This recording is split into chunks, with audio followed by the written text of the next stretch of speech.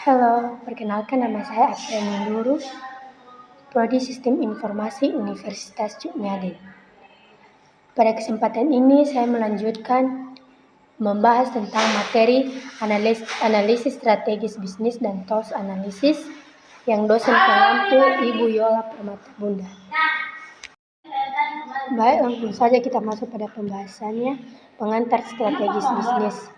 Strategis bisnis adalah perencanaan jangka panjang yang disusun dengan cermat untuk mencapai tujuan utama perusahaan.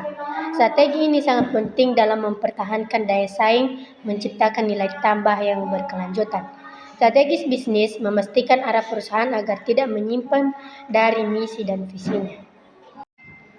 Proses pengembangan strategis bisnis melibatkan beberapa tahap yang sistematis untuk menciptakan rencana yang efektif dan berkelanjutan. Berikut adalah langkah-langkah utama dalam proses pengembangan strategis bisnis, yaitu yang pertama, melakukan analisis menyeluruh terhadap lingkungan internal dan eksternal. Yang kedua, merumuskan visi dan misi yang inspiratif dan terarah. Yang ketiga, menyusun strategis berdasarkan data dan informasi yang relevan. Yang keempat, mengimplementasikan strategis dan manajemen yang efektif. Dan yang kelima, mengevaluasi serta mengendalikan hasil secara berkelanjutan. Analisis lingkungan eksternal pastel. Analisis lingkungan eksternal pastel dapat dilakukan dengan menggunakan beberapa faktor yang mengaruhi bisnis, seperti yang pertama, politik yang termasuk stabilitas politik dan kebijakan pemerintah. Yang kedua, ekonomi, termasuk inflasi, suku bangsa, dan pertumbuhan ekonomi. Yang ketiga, sosial, yang termasuk budaya, demografi, dan gaya hidup masyarakat.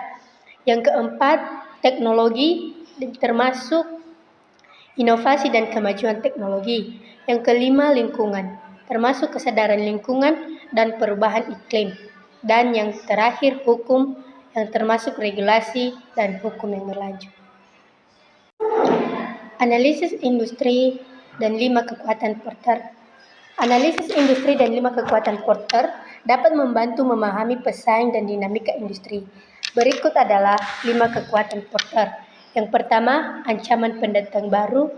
Yang kedua, ancaman produk pengganti. Yang ketiga, kekuatan tawar pembeli. Yang keempat, kekuatan tawar pemasok. Dan yang kelima, intensitas pesaing antar kompetitor. Analisis internal perusahaan. Analisis internal perusahaan adalah proses untuk memahami kekuatan dan kelemahan internal perusahaan.